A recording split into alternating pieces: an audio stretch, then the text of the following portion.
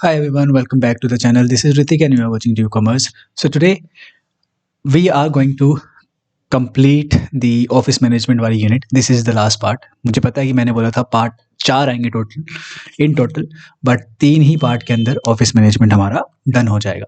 So this is the last part for your CVT BG MCOM entrance examination office management का. बिना किसी देरी के शुरू करते हैं. एंड आई होप सो कि आपने प्रैक्टिस क्रैश कोर्स ज्वाइन कर लिया होगा. नहीं किया है तो वीडियो आने वाली है, आ चुकी होगी, चेक कर लेना. प्रैक्टिस क्रैश कोर्स के रिगार्डिंग 40 डेज स्ट्रेटजी के रिगार्डिंग भी देख लेना वहां जाके. ठीक है, let's get started without any delay. आज का जो टॉपिक है हमारा सबसे पहले वाला वो है ऑफिस की सप्लाईज. सप्लाईज का क्या मतलब है? अब you are a manufacturing company, let's say, वहां पे सप्लाईज क्या होती है? रॉ मटेरियल वगैरह है ना, जो आप लेकर आते हैं. सिमिलरली ऑफिस की भी कुछ सप्लाईज होती हैं, यानी कि ऑफिस के अंदर जो भी चीजें लगती हैं उसे सप्लाईज बोल देते हैं. ऑफिस सप्लाईज क्या होती हैं? फिर इसका मतलब इट इज या they are consumable items. Consumable items used in day to day office work, जैसे कि फाइल्स हो गया, प्रिंटर हो गया, ink, staplers, registers, envelopes, markers etcetera. तो ये ऑफिस की सप्लाईज है, बेसिकली ऑफिस की रॉ मटेरियल्स है. ठीक है, जो हम यूज करते हैं ऑफिस के अंदर. इसका ऑब्जेक्टिव क्या रहता है? ऑफिस सप्लाई को मैनेज करने का. अगर हम ऑफिस सप्लाई को बहुत अच्छे से मैनेज करते हैं तो क्या हमें देखने को मिलता है? हम अवॉइड कर सकते हैं ओवर स्टॉकिंग को. इसको वही है, इन्वेंट्री के नजरिए से देखो. अगर आप इन्वेंट्री बहुत ज्यादा स्टोर करके रख लोगे आपके पास तो आपकी होल्डिंग कॉस्ट ज्यादा आएगी, प्लस में लॉस का वहाँ पे रिस्क आपको झेलना पड़ सकता है ड्यू टू फायर हो गया वगैरह वगैरह. सिमिलरली आप बहुत सारी चीज़ें लाकर नहीं रख सकते हो कि भाई ये ऑफिस में काम आने वाली है, बस वो ऐसे पड़ी हुई है काफ़ी समय तक, तो होल्डिंग कॉस्ट लगेगी वहाँ पे. ओवर स्टॉकिंग अवॉइड हम कर पाते हैं अगर हम बहुत अच्छे से ऑफिस सप्लाईज को मैनेज करें तो. ठीक है, तो सिमिलरली यहाँ पे लिखा हुआ है कि एक्स्ट्रा स्टॉक का मतलब है ब्लॉक्ड मनी, कि भाई मनी उस स्टॉक के अंदर वहाँ पे पड़ा हुआ है, हमने खर्च करके पैसे यहाँ पे ला के रख दिया और इसको यूज भी नहीं कर रहे, तो ब्लॉक्ड मनी है, प्लस में स्टोरेज इशू होगा. ठीक है, नेक्स्ट है कंटिन्यूअस अवेलेबिलिटी. अब कमी भी नहीं पड़नी चाहिए. एक होता है ओवर स्टॉक ना हो और एक होता है कमी भी नहीं पड़नी चाहिए. तो वो भी अच्छे से अगर हम मैनेज करें ऑफिस सप्लाईज को तो ये भी मेंटेन होकर रहता है. कॉस्ट कंट्रोल रहता है, इकोनॉमिकल रहते हैं, हम ज़्यादा खर्चा नहीं करते हैं ऐसी चीज़ों पे अगर हम अच्छे से मैनेज करें ऑफिस सप्लाईज को. ठीक है, वेस्टेज को और पिलफरेज को ये क्या करता है? रोकता है या कम करता है या प्रिवेंट करता है, ऐसे आप बोल सकते हैं. तो ऑफिस सप्लाई को मैनेज करने के ये कुछ ऑब्जेक्टिव्स होते हैं. क्यों करना चाह रहे हैं हम ऑफिस सप्लाईज को मैनेज? इन सारी चीजों के लिए. अब ऑफिस के अंदर ये बहुत इंपॉर्टेंट चीज है. आपको ऐसा लग रहा होगा तो बहुत बच्चों वाली चीज पढ़ रहे हैं हम, बट अगेन ऑफिस मैनेजमेंट किस चीज का पार्ट है कि ऑफिस को हम कैसे मैनेज करते हैं. ऑफिस के अंदर जो पीपल हैं, रिसोर्सेज हैं, लेट्स से कंप्यूटर्स हैं, मशीन्स वगैरह, उनको हम कितने अच्छे तरीके से मैनेज करते हैं, वही तो ऑफिस मैनेजमेंट कहलाता है. तो ऑफिस सप्लाईज हो गया हमारा, जो रिसोर्सेज जो हम यूज करते हैं, जो कंज्यूमेबल आइटम्स हैं जो हम यूज करते हैं डे टू डे वर्क के अंदर, ऑफिस के अंदर, उन्हें हम कैसे मैनेज करते हैं. बहुत ईजी था. क्या कुछ टेक्निक्स हम यहाँ पर यूज कर सकते हैं सिमिलर टू इन्वेंट्री कंट्रोल वाला सिस्टम? वैसे हम यहाँ पे इसका जो भी सप्लाईज होती है उनको हम मैनेज कर सकते हैं कुछ मेथड्स यूज करके. जैसे उसमें से एक है आपका स्टॉक लेवल सिस्टम. क्या मतलब है सर? आप यहाँ पे मिनिमम लेवल फिक्स कर लेते हो कि भाई इससे नीचे नहीं जानी चाहिए हमारे पास सप्लाईज. हमारे पास अगर मार्कर्स हैं ये जो है, इतने तो मिनिमम होने ही चाहिए किसी भी पॉइंट ऑफ टाइम पे. आप एक मैक्सिमम पॉइंट भी यहाँ पे लगा देते हो कि इससे ऊपर नहीं जाना चाहिए. तो आप एक सीलिंग तय कर देते हो, यहाँ पे सीलिंग लगा देते हो और फ्लोरिंग लगा देते हो. इससे कम नहीं जाना चाहिए, इससे ऊपर नहीं जाना चाहिए. तो अगेन आप क्या करना चाह रहे हो? अवॉइड करना चाह रहे हो ओवर स्टॉक को या लेस स्टॉक को. एक एडुकेट अमाउंट ऑफ स्टॉक आपके पास पड़ा होना चाहिए ऑफिस के अंदर, जो ऑफिस के कंज्यूमेबल आइटम्स हैं. डन. फिर आता है परपेचुअल इन्वेंट्री सिस्टम. ये भी कुछ इसी तरीके से है. यहाँ पे आप क्या करेंगे? कंटिन्यूअस रिकॉर्ड रखते हैं स्टॉक इन हैंड का, और वो किसके थ्रू कर सकते हैं? बिन कार्ड्स के थ्रू कर सकते हैं, जो कि आपको बताता है, कंटिन्यूअसली बताएगा कि भाई यहाँ से ये सामान चला गया, यहाँ से ये सामान चला गया. ये चीजें काफी फॉलो होती है कहाँ पे? जो आपकी जो सिनेमा इंडस्ट्री है ना, सिनेमा चलते हैं जो आप जाते हो मूवी मावी देखने, तो वहाँ पे ये बड़ा फॉलो होता है. डे टू डे एक्टिविटी में फॉलो होता है ये चीज़, डे टू डे वर्क में फॉलो होता है. जो वहाँ का फाइनेंशियल सुपरवाइजर है वो सामान निकाल के देता है और यूज किया जाता है, और वो डे टू डे उसे रिकॉर्ड करके रखना पड़ता है, तो वो बिन कार्ड का यूज कर सकता है. फिर है एबीसी एनालिसिस. अगेन एबीसी में हमने पढ़ा था ना इन्वेंट्री कंट्रोल में, कि ए पे आती है ऐसी आइटम जो कि वैल्यू में बहुत ज्यादा है लेकिन नंबर में थोड़ी कम है, तो उसी के हिसाब से आप यहाँ पे मैनेज करते हो इन्वेंट्री को. आप क्या करते हो? ए पे रखते हो सबसे महंगी वाली आइटम्स. और सी पे रखते हो सबसे चीप वाली आइटम जो कि मे बी नंबर में ज़्यादा हो सकती है, ठीक है, नंबर में ज़्यादा हो सकती है, और कॉस्टली वाली मे बी नंबर में कम हो सकती है, बट येट वैल्यू बहुत उसकी ज़्यादा है, खर्च मतलब वो एक्सपेंसिव है। तो एबीसी एनालिसिस का यूज़ करके we can easily manage the office supplies या कंट्रोल दी ऑफिस सप्लाईज। फिर आप बजटरी कंट्रोल कर सकते हैं, अगेन पहले से ही बजट या फिर स्टैंडर्ड सेट कर लेना और उसी के अकॉर्डिंगली उसको मैच करते हुए चलना। तो प्री डिसाइडेड चीज़ों को लेकर चलते हो जिससे कॉस्ट कंट्रोल होती है आपकी। सेंट्रलाइज्ड परचेजिंग भी कर सकते हो, वन डिपार्टमेंट बाइज एवरीथिंग, जिससे हमें क्या मिलता है, बल्क डिस्काउंट मिलता है। तो ऐसे करके भी ऑफिस सप्लाई को कंट्रोल किया जा सकता है। तो ये कुछ बेसिक से मेथड्स थे, इतने ज़्यादा डीप डाउन इंपॉर्टेंट नहीं है, ठीक है, बट करने तो थे हमें, तो कर लिए। Next topic is office correspondence. कुछ नहीं है, ऑफिस के अंदर जो कम्युनिकेशन होती है उसके बारे में बात कर रहा है और जनरली रिटर्न कम्युनिकेशन के बारे में बात कर रहा है। ऑफिस कॉरेस्पॉन्डेंस का मतलब है return communication between office and customers, या कस्टमर्स एंड ऑफिस, या ऑफिस एंड गवर्नमेंट, या गवर्नमेंट एंड ऑफिस, इन दोनों के बीच में हो रहा है, या ऑफिस एंड अदर डिपार्टमेंट्स, या फिर अदर डिपार्टमेंट्स एंड ऑफिस, इन दोनों के बीच में एक रिटर्न कम्युनिकेशन हो रही है। कैसे हो सकती है, अलग अलग तरीके से हो सकती है, या फिर बोल सकते हैं ऑफिस कॉरेस्पॉन्डेंस के कुछ टाइप्स भी होते हैं, जैसे इनवर्ड कम्युनिकेशन या आउटवर्ड कम्युनिकेशन। इनवर्ड का मतलब है कि हम मतलब बाहर से अंदर आ रहा है, अंदर से बाहर आ रहा है, वो वाला सिनेरियो है, डायरेक्शन के बेसिस पे कम्युनिकेशन हो रही है। फॉर्म के बेसिस पे, जैसे कि लेटर्स के थ्रू हो सकता है, मेमोज के थ्रू, सर्कुलर्स के थ्रू, नोटिस के थ्रू होता है। टेक्नोलॉजी के थ्रू भी होता है, जैसे कि इलेक्ट्रॉनिक वे में या फिर मैनुअल वे में भी कम्युनिकेशन हो सकती है बिटवीन द डिपार्टमेंट्स, या फिर बिटवीन ऑफिस एंड कस्टमर्स, या फिर between government and office. Basic sense में रिटन कम्युनिकेशन है ऑफिस कॉरेस्पॉन्डेंस का मतलब, ठीक है। नेक्स्ट, ऑफिस कॉरेस्पॉन्डेंस, अब यहाँ पे दो टाइप के आपके सिलेबस के अंदर बताए हुए हैं, जो कि है फर्स्ट है सेंट्रलाइज्ड और दूसरा है डिसेंट्रलाइज्ड। तो बहुत इजी वे में समझेंगे, जैसे आपका जो रहता है ना ऑर्गेनाइजिंग का जो प्रिंसिपल रहता है आपका, या फिर हेनरी फेयोल का जो प्रिंसिपल रहता है डिसेंट्रलाइजेशन एंड सेंट्रलाइजेशन, वैसा ही कुछ है। क्या बोल रहा है ये, कंट्रोल यहाँ पे कैसे होगा सेंट्रलाइजेशन के अंदर, one department handles all mail, मतलब जो कम्युनिकेशन है ना आपका वो एक डिपार्टमेंट संभाल रहा है, और डिसेंट्रलाइजेशन में हर एक डिपार्टमेंट अपना अपना संभाल रहा है भाई, each department handles its own mail, तो वो डिसेंट्रलाइजेशन होता है। यही तो हमने पढ़ा था प्रिंसिपल्स के अंदर भी, सेंट्रलाइजेशन एंड डिसेंट्रलाइजेशन कितना ईजी है। डन। नेक्स्ट है एफिशिएंसी। एफिशिएंसी कहाँ पर ज़्यादा है, मोर कंट्रोल एंड रिकॉर्ड, मतलब सेंट्रलाइजेशन में क्या रहता है कि एक ही बॉडी के अंदर या टॉप लेवल मैनेजमेंट के अंदर या फिर एक ही जगह पर पावर सेंट्रलाइज्ड है या रखी हुई है वहाँ पे, बट डिसेंट्रलाइजेशन के अंदर हम फास्टर रिस्पॉन्स देख सकते हैं, क्योंकि यहाँ पे किसी ऊपर वाले का ऐसा बोल सकते हैं परमिशन नहीं लेनी, अपने लेवल पे आके डिसीजन मेकिंग अपन कर सकते हैं, तो फास्टर रिस्पॉन्स अपने को यहाँ पे देखने को मिलता है। इजी। कॉस्ट, ये इकोनॉमिकल रहता है क्योंकि हमें बल्क में डिस्काउंट मिल जाता है, और यहाँ पे ये थोड़ा सा कॉस्टली रहता है क्योंकि हर एक डिपार्टमेंट अपना अपना मैनेज करेगा, तो हर एक डिपार्टमेंट की अलग अलग से कॉस्ट आती है, तो ज़्यादा पैसा उन्हें पे करना पड़ता है क्योंकि यहाँ पे बल्क में डिस्काउंट मिल जाता है सेंट्रलाइज्ड में। सुटेबल फॉर लार्ज ऑर्गेनाइजेशंस, और ये डिसेंट्रलाइजेशन सुटेबल है स्मॉल ऑर्गेनाइजेशन के लिए। तो ये था टाइप किसके, ऑफिस कॉरेस्पॉन्डेंस के, यानी कि ऑफिस रिटन कम्युनिकेशन के। सेंट्रलाइज्ड वे में हो सकती है, डिसेंट्रलाइज्ड वे में हो सकती है। डन। नेक्स्ट है procedure for handling inward mail. कुछ नहीं है, बहुत ईजी है। इनवर्ड मेल का मतलब है जो कि आपके ऑफिस में आ रहा है, बाहर से अंदर आ रहा है भाई मेल। आउटवर्ड मेल का मतलब है जो कि आप ऑफिस वालों बाहर भेज रहे हो, बस वो है। उसका प्रोसीजर क्या होता है, जैसे कि अगर बाहर से अंदर मेल आ रहा है तो हम सबसे पहले हमें रिसीव होगा मेल, हम उसे सॉर्ट करेंगे अकॉर्डिंग टू सर्टेन क्राइटेरिया, ठीक है, किसी भी बेसिस पे कि भाई ये इस डिपार्टमेंट का है या उस डिपार्टमेंट का है। ओपन करेंगे लेटर, डेट को स्टैंप करेंगे, डेट स्टैंपिंग होता है, एंड देन एंटर कर देंगे उसको इनवर्ड मेल रजिस्टर के अंदर कि भाई ये इस दिन आया था, ये ऐसे आया था, वो करके, और फिर उसे डिस्ट्रीब्यूट कर देंगे टू द कंसर्न्ड डिपार्टमेंट। ये ऑफिस का काम है, ऐसे करके वो इनवर्ड मेल को ऐसे बोल सकते हैं हैंडल करता है।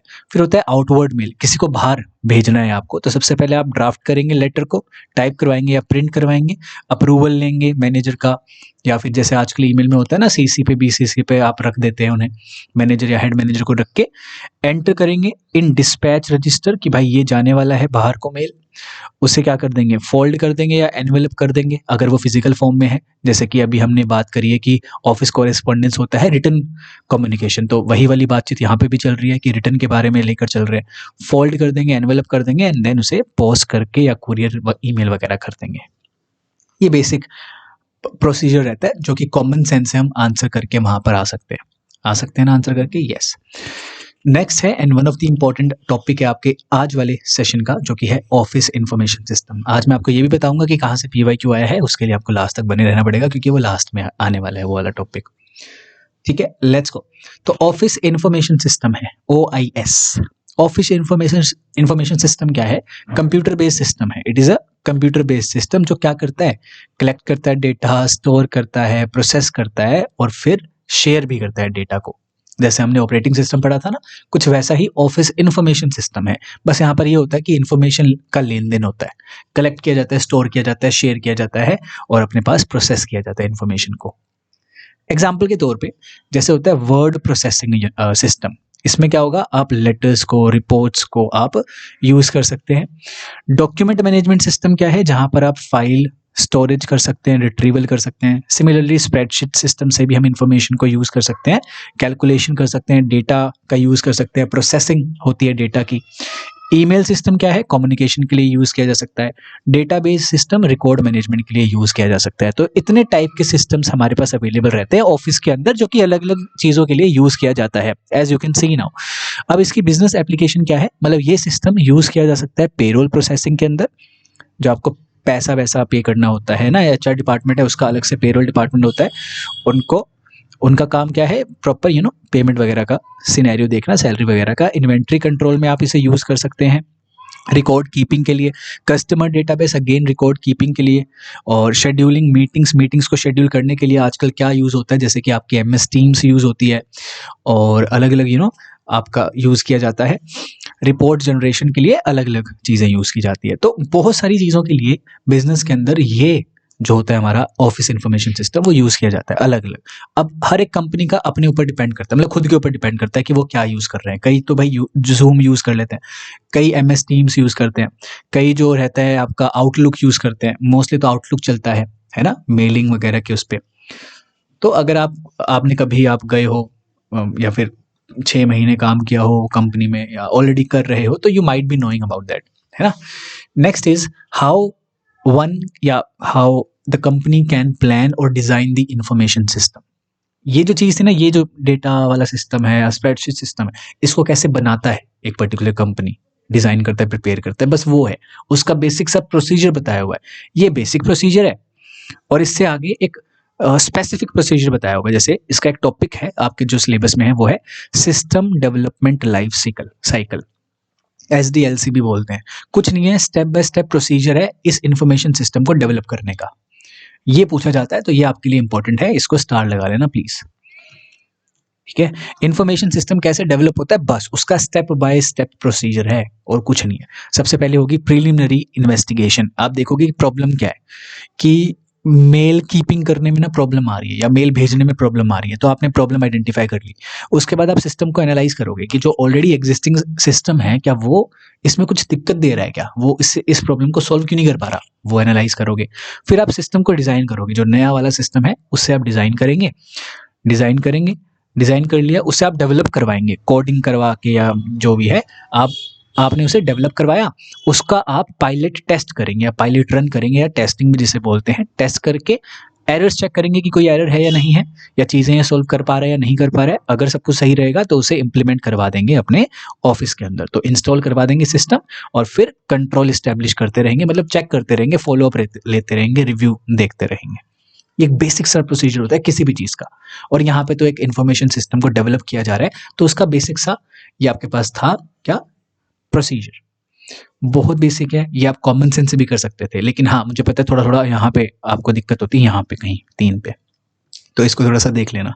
डन हो गया, अब आई होप सो कि डन हो गया होगा। ये पीछे वाला भी सेम ही था, ठीक है, लेकिन ये मेन है, इसके नाम से आपके सिलेबस के अंदर गिवन है सिस्टम डेवलपमेंट लाइफ साइकिल किसकी, सिस्टम के डेवलप होने की। ये है भाई, ऐसे होता है डेवलप, सिंपल है।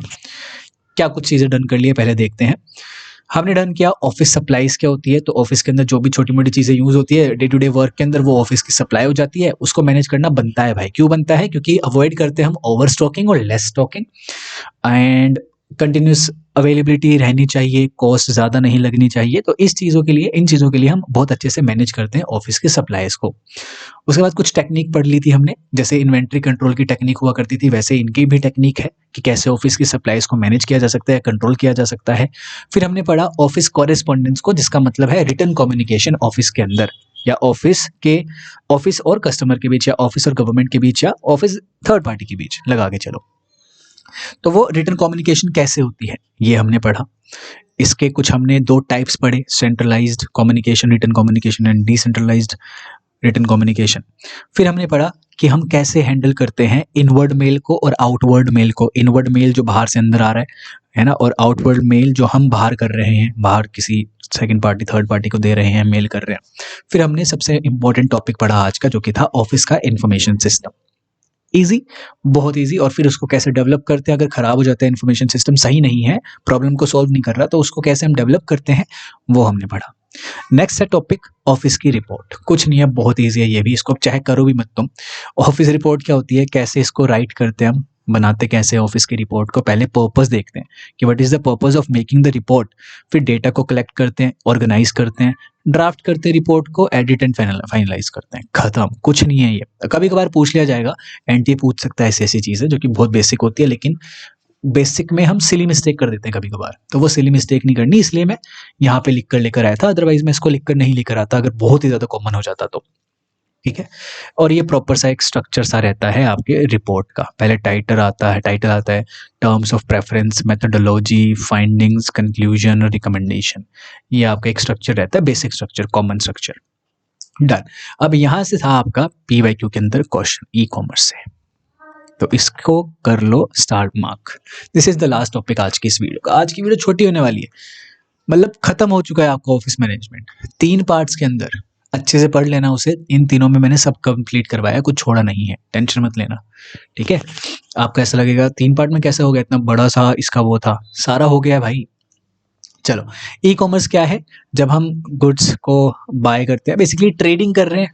ट्रेडिंग वो वाली ट्रेडिंग नहीं, स्टॉक्स के अंदर गुड्स एंड सर्विसेज की ट्रेड हो रहा है। कहाँ पे? इंटरनेट पे। ठीक है। Buying and selling of goods and services क्या होता है? ट्रेड होता है ना। तो ट्रेड कर रहे हो over the internet, trade over the internet, इसे बोल देंगे कि भाई ई कॉमर्स है। ठीक है। जैसे कि ऑनलाइन शॉपिंग करना, ऑनलाइन बैंकिंग, टिकट बुकिंग करवाना, ऑनलाइन एजुकेशन या सब्सक्रिप्शन, तो ई कॉमर्स होता है वो। जैसे आप अभी, अगर मैं कोई ऐप अपनी बना लूँ और वहाँ पे आप सब्सक्रिप्शन ले लो CUET PG MCOM का, या फिर आगे जाके UGC नेट का, तो वो एक ऑनलाइन एजुकेशन वाला सिस्टम हो जाएगा, ई कॉमर्स हो जाएगा बेसिकली, है ना। अब इसके फीचर क्या हैं? ग्लोबल रीच है भाई, हम इंटरनेट से कहीं भी पहुंच सकते हैं ना, ग्लोबल रीच है। एग्जाम्पल के तौर पे अमेजोन सेल करता है वर्ल्ड वाइड, इंडिया की तो नहीं है भाई अमेजोन, है ना। 24/7 अवेलेबिलिटी रहती है। मिंत्रा खोल लो, अमेजोन खोल लो, फ्लिपकार्ट खोल लो, कभी भी आप अपना ऑर्डर बुक मतलब ऑर्डर दे सकते हैं, open all the time. Paperless रहता है ना। तो ई है, इलेक्ट्रॉनिकल है भाई, पेपरलेस तो होगा ही। फास्ट प्रोसेसिंग होती है, quick order and payment. Personalisation भी होता है। पर्सनलाइजेशन का इसका बहुत इंपॉर्टेंट ये पॉइंट रहता है। पर्सनलाइजेशन का मतलब है, जैसे कि आपने कुछ आज, जैसे मुझे कुछ खरीदना है, फॉर एग्जांपल मुझे खरीदनी है बाइक, तो मैंने अपने ना यूट्यूब पे बाइक सर्च कर लिया है, ये वो। अब आप देखोगे कि आपको ना बाइक की ना बार बार रिकमेंडेशन आने लगेगी, तो इट इज़ वेरी पर्सनलाइज्ड। तो आपके अकॉर्डिंगली, आपके प्रेफरेंस के अकॉर्डिंग, आपकी इच्छा, विशेष, डिजायर्स के अकॉर्डिंगली वो आपको चीज़ें क्या करता है? रिकमेंड करता है। तो रिकमेंडेशन आने लगती है according to you, according to your interest. ठीक है। AI, आजकल AI भी इंटीग्रेशन होता है। आजकल क्या, पहले से भी हो रहा है, लेकिन यस, आपको ये पॉइंट भी ध्यान में रखना है, AI इंटीग्रेशन हो रहा है। अब इसकी कुछ एडवांटेजेस तो हैं ही जो हमने अभी बात करी है, कुछ लिमिटेशंस भी हैं। जैसे कि बहुत आजकल जो चल रहा है वो है cyber fraud, no physical inspection, है ना, ये बहुतों के केस में होता है। डिलीवरी डिले हो जाना, प्राइवेसी कंसर्न्स, ये इसकी लिमिटेशंस है, जो कि धीरे धीरे ही अब क्या पता सही हो जाए। ठीक है। Next, types of e commerce से क्वेश्चन आया है, इसको लगा लेना स्टार। ये था वो मेन टॉपिक जहाँ से आपका क्वेश्चन आया है, और 2-3 बार ही आया है तो आपको करना पड़ेगा। जैसे बहुत ईज़ी रहता है, मुझे पता है आप लोगों को आता है, लेकिन वो ऐसा क्वेश्चन था जिसमें बच्चे थोड़े से कन्फ्यूज़ हो जाते हैं, करवाता हूँ मैं। B2B, बिज़नेस टू बिज़नेस, यानी कि बिज़नेस जब सेल करता है दूसरे बिज़नेस को। जैसे फॉर एग्ज़ाम्पल कोई कंपनी है, कार मैन्युफैक्चरिंग कंपनी, तो वो अपने जो पार्ट्स होते हैं वो भी तो किसी और कंपनी से लेती है ना, तो बिज़नेस टू बिज़नेस हो गया। या फिर Alibaba supplying raw materials to factories, या फिर India Mart connecting wholesalers and retailers. तो ये B2B है। यहाँ पे जो भी ट्रांजैक्शन होती है या ट्रेड होता है लार्ज क्वांटिटी में होता है, और लॉन्ग टर्म रिलेशनशिप यहाँ पे मेंटेन करके रखने का एक ऑब्जेक्टिव रहता है। B2C क्या है? बिजनेस टू कंज्यूमर, जो कि जनरल वाला है, सबसे कॉमन रहता है। जैसे कि अमेजोन अपने को बेच रहा है भाई, फ्लिपकार्ट बेच रहा है, मिंत्रा बेच रहा है, तो अपन ने डायरेक्टली जाके परचेज किया है, तो मैं हूँ और वो बिजनेस है, तो B2C। C2C क्या है? जहाँ पे कस्टमर ही कस्टमर को माल बेच रहा है, जैसे कि OLX हो गया, क्विकर हो गया, eBay सेलर्स हो गए, इजी। और ये जनरली ना सेकंड हैंड मार्केट का एक मार्केट रहता है, सेकंड हैंड प्रोडक्ट का मार्केट रहता है, यूज्ड गुड्स का मार्केट रहता है जनरली। C2C done. उसके बाद आते हैं C2B, कंज्यूमर भी कुछ बिजनेस को बेचता है। For example freelancers on fever, मतलब ये एक ऐप बोल लो, सॉफ्टवेयर तो नहीं, एक वेबसाइट बोल लो जहाँ पे आप फ्रीलांसर्स को काम मिल सकता है। तो इन्फ्लुएंसर्स प्रमोटिंग ब्रांड्स, तो C2 बिजनेस है, consumers offer products and services to businesses. तो यहाँ पे ये समझ लो जो हम लोग होते हैं वो हमारी सर्विसेज प्रोवाइड करवा रहे होते हैं बिजनेस को, ताकि जिससे बिजनेस ही ग्रो कर रहा है। बेसिकली हम भी ग्रो कर रहे हैं, हमें भी पैसा मिल रहा है और वो भी ग्रो कर रहे हैं। जैसे कि photographers selling photos to companies. C2B, कभी कभार इसमें कंफ्यूज होते हैं बच्चे, तो ये भी डन हो गया। उसके बाद जो आपका क्वेश्चन आया वो यहाँ से आया, G2B में आया था। B2G क्या होता है? बिजनेस टू गवर्नमेंट या फिर government to business, business to government या गवर्नमेंट टू बिजनेस ट्रांजैक्शन होती है। इसका एक क्लासिकल एग्जांपल है government e market place, government e market place. ठीक है, यहाँ पे क्या करते हैं, बिजनेसेस सेल कर सकती है चीजें गवर्नमेंट को, गवर्नमेंट सेल कर सकती है बिजनेस को। तो ये यहाँ से आपका एक PYQ आया था। GEM पोर्टल आपसे पूछा गया था कि कौन सा टाइप ऑफ ई-कॉमर्स है, तो हमें बताना था कि भाई G2B है। ठीक है, मैं यहाँ लिख देता हूँ PYQ। ये था, यहाँ तक टाइप्स ऑफ ई-कॉमर्स आपके डन हो जाने चाहिए, बहुत इजी थे। इसके बाद थोड़ी सी चीजें जो याद रखने वाली है वो आने वाली है। 2 टॉपिक रहते हैं बस, उसके बाद डन हो जाएगा। 2 टॉपिक हैं जो कि याद करने वाले हैं। यहाँ तक डन है? डन नहीं है तो एक बार प्लीज पीछे जाके डन करो, पॉज करो यहाँ पे, मुझे उतार लो जो उतारना है। उसके बाद हम करते हैं ई-कॉमर्स बिजनेस मॉडल्स। चलो, ई-कॉमर्स बिजनेस मॉडल का मतलब है कि कैसे कंपनी पैसा कमाती है ऑनलाइन। आजकल तो आपको रियल लाइफ के एग्जाम्पल पता ही हैं कैसे कमाती है, समझते हैं इनको। टेक्निकल टर्म्स में क्या बोलते हैं? सबसे पहला है inventory based model. First one is your inventory based model. यहाँ पे कंपनी के पास खुद के पास स्टॉक होता है, मतलब वो ओन करके रखती है स्टॉक को, एंड डायरेक्टली सेल करती है आपको, जैसे कि बिग बास्केट हो गया या फिर अमेजोन का रिटेल हो गया। उसने खुद ने ओन करके रखा हुआ है वो स्टॉक और वो आपको बेच रहा है। यहाँ पे पूरा कंट्रोल रहता है क्वालिटी पे, मतलब जिसने बाय किया है, जिस बिजनेस ने बाय किया है, तो कुछ सोच समझ के बाय किया है ना। ऐसा नहीं है कि बाय नहीं किया है बस 2 बंदों को मिलाया। वो कहाँ पे होता है? वो होता है मार्केट प्लेस मॉडल, जहाँ पे 2 बंदों को मिलाया जाता है। मतलब क्या है? बायर को और सेलर को मिलाया जाता है by a third party, let's से।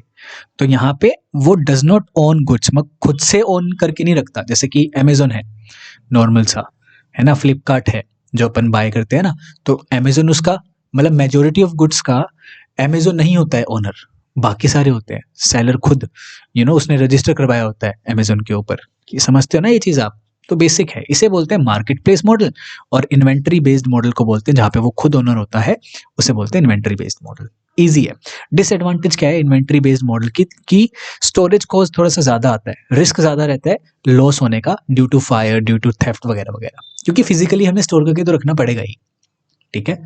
और मार्केट प्लेस मॉडल में लेस कंट्रोल रहता है ओवर प्रोडक्ट क्वालिटी, जिससे आपकी इज्जत थोड़ी सी अमेजोन की, जैसे लगा के चलो गुडविल जो है वो थोड़ी सी कम हो सकती है ड्यू टू थर्ड पार्टी। जो सेलर है उसकी वजह से अमेजोन की कम हो सकती है। ठीक है, हालांकि उनके जो रहते हैं लेट्स से पॉलिसी वगैरह रहती है, तो उसमें वो लिखा रहता है कि हमें हमारा कोई मतलब नहीं है इससे वैसे जो भी है, तो वो चीजें लिखी रहती है उनके अंदर, बट होती तो है ना गुडविल डाउन अगर कुछ भी गड़बड़ हो जाती है तो।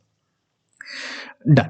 नेक्स्ट है सब्सक्रिप्शन मॉडल, जैसे कि अभी मैंने आपको ऐप वाला बताया था ना, आपने किसी ऐप की सब्सक्रिप्शन ले रखी है, जैसे नेटफ्लिक्स हो गया, अमेजॉन प्राइम हो गया, स्पॉटिफाई हो गया, तो ये बेसिक है। तो यहाँ से उस पर्टिकुलर कंपनी को रेगुलर इनकम मिलती है और कस्टमर लॉयल्टी बनी रहती है। ठीक है, तो सब्सक्रिप्शन मॉडल ये है। फिर आता है एडवर्टाइजिंग मॉडल, जैसे कि यूट्यूब हो गया, मतलब कैसे कमाता है पैसा यूट्यूब, एड्स के थ्रू, है ना। फेसबुक हो गया, एड्स के through. Free service for users, revenue from advertisers. Users के लिए फ्री है, लेकिन जो एडवर्टाइजर्स होते हैं उनसे पैसा लेता है ये। एडवर्टीजमेंट करने के लिए आपको एक प्लेटफॉर्म दे देता है बेसिकली। फिर होता है फ्रीमियम, फ्री प्लस प्रीमियम ऐसे करके इसको बोलते हैं। तो फ्रीमियम भी है हमारे पास एक और। Now what is freemium?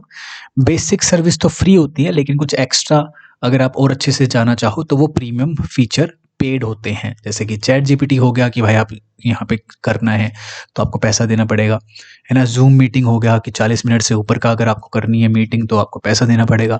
इतने नंबर ऑफ पीपल को, ज़्यादा आपको नंबर ऑफ पीपल करने हैं तो पैसा देना पड़ेगा। लिंक्डइन प्रीमियम होता है वगैरह वगैरह, यूट्यूब प्रीमियम भी है आजकल तो फ्रीमियम मॉडल, ठीक है, उसे बोलते हैं फ्रीमियम मॉडल। कितना इजी था। ये कुछ मॉडल्स हैं जो कि आपको याद रखने हैं और नाम से भी याद हो जाते हैं, ठीक है। Done. Next and the last topic is E payment system. अब हम ट्रेड कर रहे हैं इलेक्ट्रॉनिकली या इंटरनेट पे, तो पे कैसे करेंगे? मनी के थ्रू पे करते हैं, ऐसे मतलब फिजिकल मनी के थ्रू पे नहीं करते हैं। तो इलेक्ट्रॉनिकल मेथड्स कुछ होते हैं हमारे पास। क्या वो मेथड्स हैं? देखो, क्रेडिट कार्ड, है ना, जो बेसिकली बोरो करता है मनी बैंक से। डेबिट कार्ड हो गया, money deducted from account.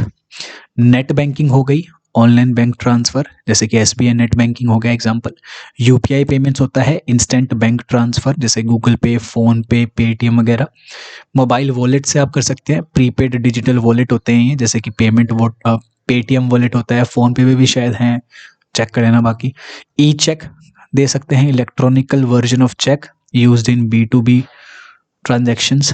Smart cards use कर सकते हैं, स्टोर्ड वैल्यू कार्ड्स, जैसे कि मेट्रो कार्ड्स, मतलब उसके अंदर रिचार्ज करवा के you can use that particular service. तो ये कुछ टाइप्स हैं through which you can pay electronically, digital method होता है। अब इसमें ना कुछ दिक्कतें भी आती हैं कि भाई थेफ्ट होने का या फिर साइबर क्राइम होने का या फ्रॉड होने का हमारे पास चांसेस रहते हैं। तो कुछ सिक्योरिटी के टूल्स भी आते हैं, जैसे कि OTP आ गया, one time password. More secure बनाने के लिए इंक्रिप्शन करना, SSL सर्टिफिकेट्स जो कि सिक्योर करता है वेबसाइट्स को।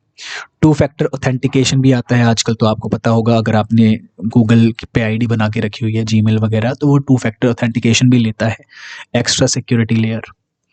तो ये कुछ ऐसे टूल्स हैं जो कि आपके ई पेमेंट मेथड्स को, या फिर आप इलेक्ट्रॉनिकली अगर कुछ भी कर रहे हो तो आपको थोड़ा सा सिक्योर करके रखता है जनरली पेमेंट्स को। Done, that's it. ये था आपका ऑफिस मैनेजमेंट का लास्ट पार्ट।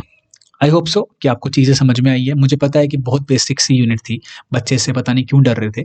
जो चीज़ें याद करने की थी वो मैंने आपको बता दी कि ये याद करने का याद कर लेना।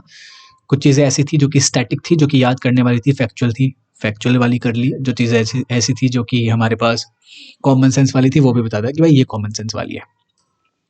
चलो, दैट्स इट। मुझे पता है ये जो क्लास हुई है थोड़ा सा फास्ट वे में हुई है, क्योंकि इसमें ऐसा कुछ था ही नहीं ज़्यादा कुछ समझाने को। अगर मैं आपको पीपीटी भी दे देता तो वो भी आपको समझ में आ जाती। तो आप ये पीपीटी कहाँ पे जाके ले सकते हैं?